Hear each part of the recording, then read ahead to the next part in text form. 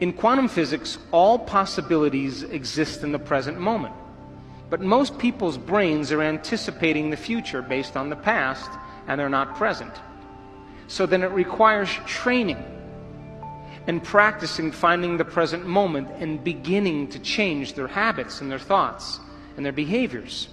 Most people don't know this, but there's an invisible field of energy around your body.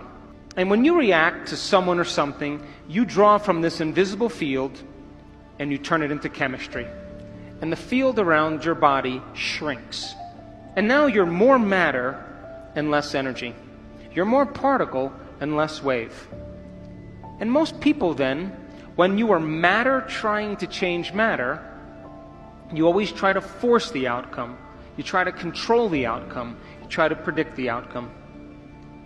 And people then get competitive, or they hold on, or they manipulate, or they cheat, or they steal, because that's the only way they can get what they want.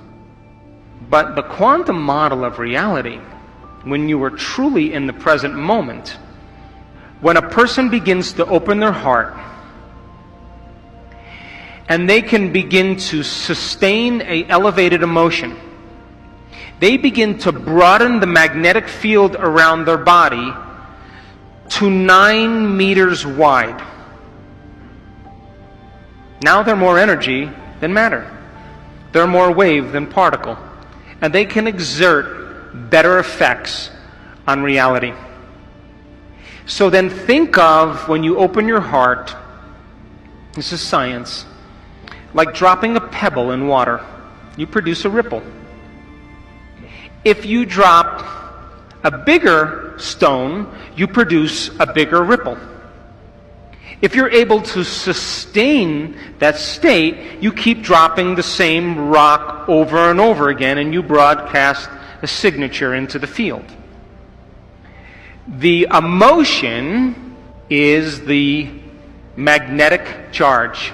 Your intention, your thought, is the information that's carried on that wave.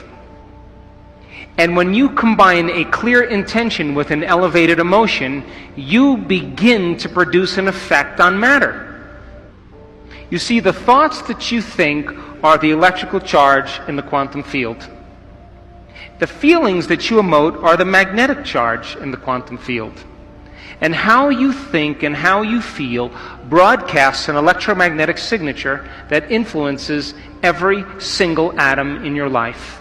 The thought sends the signal out, and the feeling draws the event back. So if you're walking around your life feeling sorry for yourself and feeling like a victim, you are broadcasting that signature into the field. And you will create more experiences to suffer. Because we are not punished for our sins. We are punished by our sins.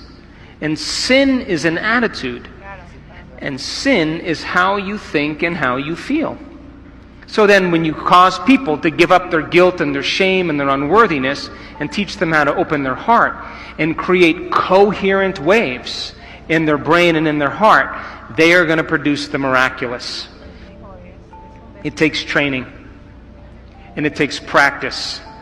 And it takes learning new information and deprogramming ourselves into believing that we're limited. But if you're living by the hormones of stress and you have no energy, no field, then you can't produce an effect on matter. So then, life is about the management of energy.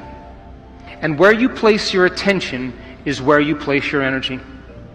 And if your attention is on the knowns and in the predictable future, or your attention is on the familiar emotions of the past, you are siphoning energy out of the present moment. And you have no energy to create with. And when you're able to do this and practice it really well, you will begin to do what's innately your birthright, and that is to create an unknown or wonderful experience in your life. So it just takes practice in order to do it.